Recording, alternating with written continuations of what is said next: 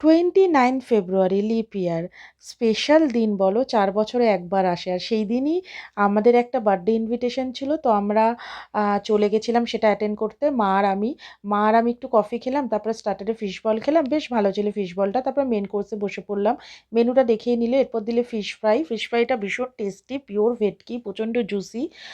তারপরে দিল হচ্ছে বিরিয়ানি, চিকেন বিরিয়ানিটাও বেশ সুন্দর। এদিকে আমার মা তো মাংস খায় না, তাই মা খেলো ভাত, ডাল, চিপস, আর মাকে মুড়িঘন্ট দিয়েছিল, সেখান থেকে আমি একটু খেয়ে নিলাম, লোভী মানুষ তো কি করব বলো। তারপরে আবার দিল চিকেন চাপ। চিকেন চাপের গ্রেভিটা আমার অসাধারণ লেগেছে। চিকেন চাপটা, মাংসটা একটু শক্ত লেগেছে আমার, বাট গ্রেভিটা এত ভালো লেগেছে যে আমি আরও দুটো মাংস চেয়ে খেয়েছি। তারপরে এদিকে মাকে দিয়ে গেল মাছ, আমি দিল চাটনি, পাঁপড়, তারপরে মিষ্টি, সন্দেশ, ভীষণ ভালো ছিল খেতে, চাটনি পাঁপড়টাও, সন্দেশ মিষ্টিটাও। তারপরে হাজপলা।